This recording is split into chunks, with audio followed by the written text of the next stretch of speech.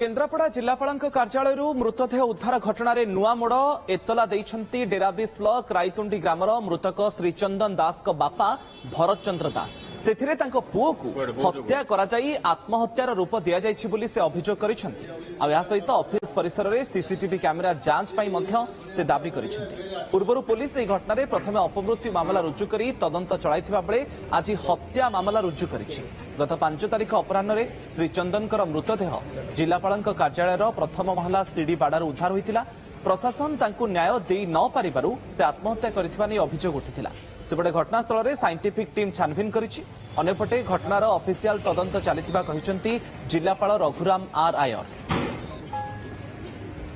5 तारिख जो हम सुसाइड केस हेतला गोटे यूडी केस रजिस्टर हेतला 5/26 से केस रे आज तांग बापा काली गोटे केस रिपोर्ट देले जे तांग हत्या कराई संदेह करथुन से ना हत्या संदेह करथि सेतमे गोटे मर्डर केस रजिस्टर से केस साइंटिफिक टीम आसी तदंत करबा पे हमर ऑफिसर्स मानकर गोटे कमिटी करा जायछि।